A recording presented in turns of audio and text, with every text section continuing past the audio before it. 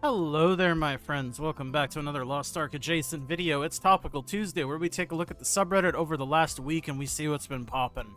I did see there was a very brand new, fresh thread that was getting some traction that got posted, this unnatural selection of Lost Ark Playerbase. I did want to open this just to read it and see. I did glance over it briefly, but I didn't dive too deep into it. But of course, then let's take a look at seeing what is popping. Hopefully you guys have been wonderful. You're doing well. The weather has been quite warm over here on the west coast, the Pacific Northwest, if you will. It has been goddamn warm, but I've been outside. I've been having fun. Hopefully you guys have been having fun either progging or with summertime activities, honestly. Let's get into it, though. The unnatural selection of the Lost Ark player base. One of the most unspoken yet defining forces shaping Lost Ark today is what I'd call unnatural selection. Not survival of the fittest, but survival of the luckiest. Players who stuck around the longest didn't just grind harder or play better. Many of us, myself included, were just in the right place at the right time. We got lucky with free/one taps or sidereal drops, so we had friends or people from Statics who funneled us high-level gems or resources when they quit. We played during windows where rewards were better and content was alive, and now we've inherited the role of gatekeepers. This isn't a post to blame anyone. I'm not above this, but one of the luckers. My journey in Lost Ark began in the end of 2023 as the only Makoko in my guild. It ended in mid-2024 after Echidna, and I returned to the game about a month ago. I've benefited from RNG, my friends and guildmates, a version of the game that gave more than it does now. A version of the game that gave more than it does now. That doesn't really make sense, but I understand what he's trying to say. And that's exactly why I think we need to acknowledge it. The real sin isn't elitism, it's pretending that the bar was ever fair to begin with. Here's a gentle ask to fellow veterans: if you got the gear, gold, raid experience, consider lowering the drawbridge now, and then if you're chilling, communicate instead of quitting. If someone messes up, homework runs, we all got here through a mix of grind and grace. Let's not gatekeep. Because of this, unnatural selection keeps narrowing who's allowed to play. Lost Ark won't die from bad content, it'll die from becoming an empty club of survivors. Well, I'm not sure exactly how I feel on this, take. I don't think it's all entirely wrong, but I also don't think it's all entirely right? Let me take a sip on my water. I love me some H2O. Some agua, if you will. I think it's a combination of things, right? I think there's definitely a subset of players that got incredibly lucky. There's a subset of players that have just outright grinded past the required amount of luck, and they've put so much time into the game that it doesn't really matter what their luck is, just by the odds of averages, right? The law of averages. They will get through things, and they will be able to buy things and afford things and get to certain item levels, etc., etc. I'm talking about the people who play multiple rosters, that level of grind. So far past what I was even doing at my peak. And then, of course, you have the tier that just kind of pays, and it doesn't really matter because they just swipe. They need more gold, they swipe. But I definitely think a lot of people probably have gotten a lot of handouts that maybe they don't even realize. But it doesn't necessarily mean that that's the only reason, you know? And it feels strange to, be hey, because you've been playing so long and you've gotten given things and you've gotten lucky here and there, maybe you shouldn't gatekeep people who are newer to the game. That argument is strange to me, because I think people are going to gatekeep no matter what, right?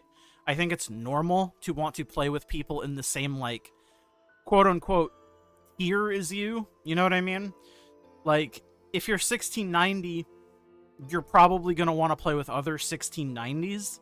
If you're 1710, you're probably going to want to play with other 1710s. Obviously, if you know someone, they're your friend, it doesn't really matter because they're already your friend. But, it's the perfect example for, old raids like Behemoth or Echidna back in the day, where, 1680 was the item level of most people's mains, and alts were around 1660.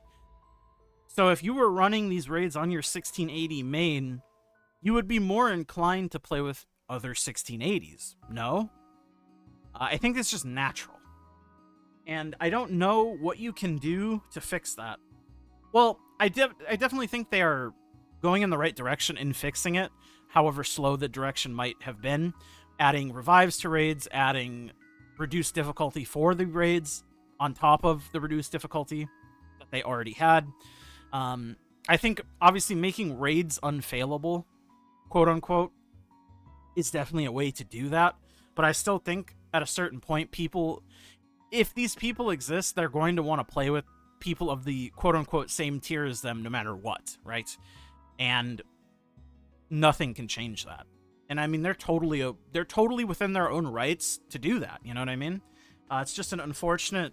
I think the real problem is the unfortunate side effect of having a lower player base. And not even necessarily a lower player... Well, I mean, it is a lower player base, obviously, but more of a skewed player base is what I would say, right? Because as the launch players or the long-term players continue to keep playing, the barrier to entry keeps getting bigger and bigger, so the gap between a new player and an older player keeps growing.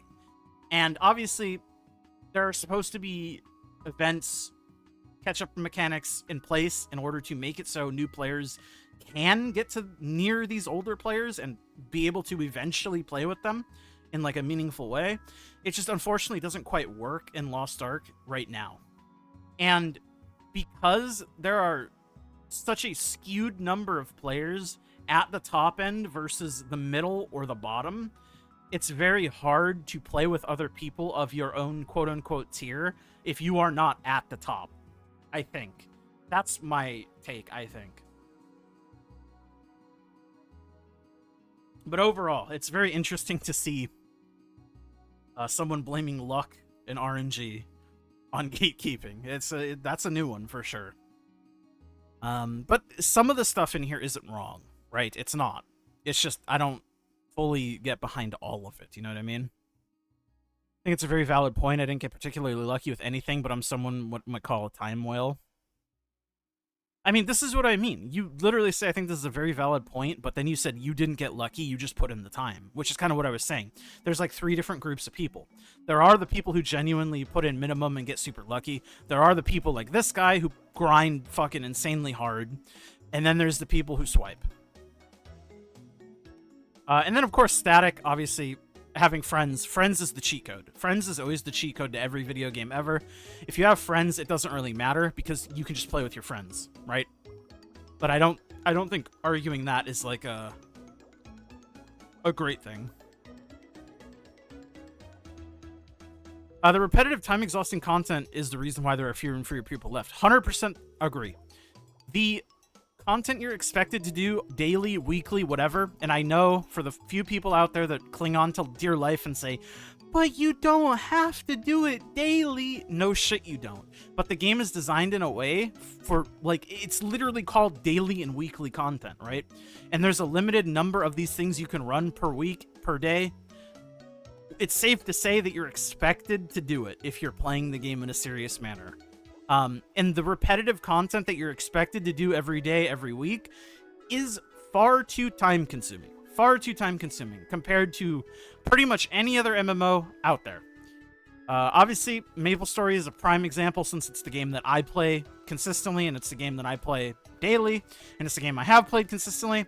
But it's the same in, like, WoW. It's the same... Well, I can't speak on Final Fantasy. I have not played Final Fantasy in a hot minute. But, for example, in MapleStory, I can do 4 characters worth of dailies and weeklies, not including bosses, obviously. But bosses in MapleStory vs. Lost Ark are kind of a different system.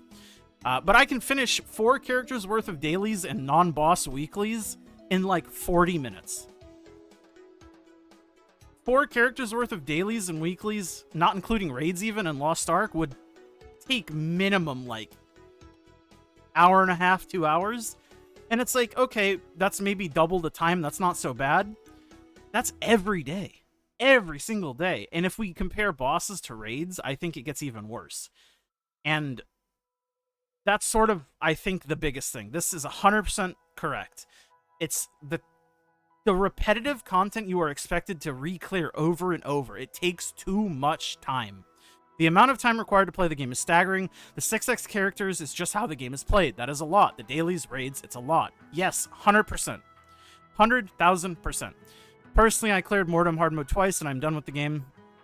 Why? Because the idea of doing the same raids over and over before Kazaros, not counting the strike raid, in what, 5-6 months is a long time, and during that we would just do those 6x3 raids every week until Kazaros, the dailies as well. I'm tired, boss. This takes too much time. I'm a week 1 player that did well with resource management just so I could finish advanced honing and wait for Kazaros and keep pugging the raids, but it's just way too much work for little reward. I don't know how people can do more than 6x gold earners, and a lot of people do it. This is also very true. A lot of people have many rosters they run. Because as more of their friends quit, they get access to their rosters, and they start doing the gold earning raids on their rosters, on their friends' old accounts. It's insane. As those people that quit will leave their accounts to friends, so people can keep grinding even on alt rosters. No idea where people get the energy to do that. It's just too much, and with Tier 4, everything is too expensive, and the progress is rather minimal. On top, for veterans, with the Frontier system, there isn't much point in progressing your character. I always like progressing characters, but in Tier 4, you better spit out insane amounts of gold just to slightly improve your character. Oh, well. Yeah. Overall, I think this is a pretty good take, and it's close to the take that I think I have myself. Gate 2 Mortem is peak 5-head Smilegate design. Oh, this is front attackers. Front attackers get shit on this boss. I mean, I don't know what to say. You know what you're getting with Smilegate. Echidna, if she had 19 variations of the annoying cone spam pattern. Gate 2 feels like taking the bad things of Echidna Gate 1 and Echidna Gate 2 and making a gate out of it.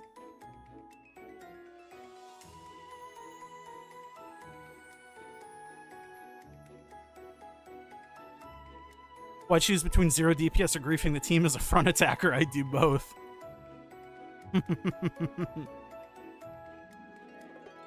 Let's be honest. I play a lot with pugs. I see every type of player. We all know how some players can be bad or have bad runs that make other people toxic with some very unconstructive wild comments that will make the bad player play even worse.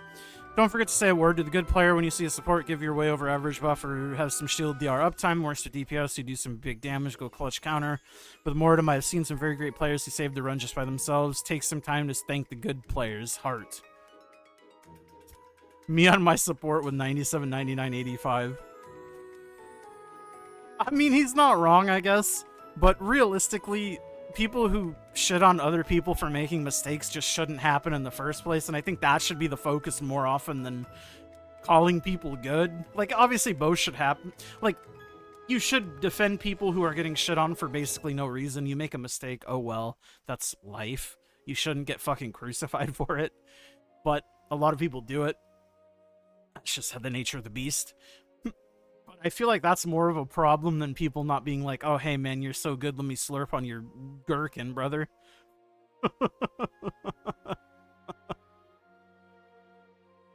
But anyways. Kindness goes a long way, man. Empathy in general. I wish more people had that outlook. Anyways, I think that's it for this week. Thank you guys so much for hanging out with me. Like the video if you like it, subscribe, all that good stuff, and I'll see you guys all in the next video. Arcanomics on Friday, Topical Tuesday on Tuesday for the Lost Ark stuff.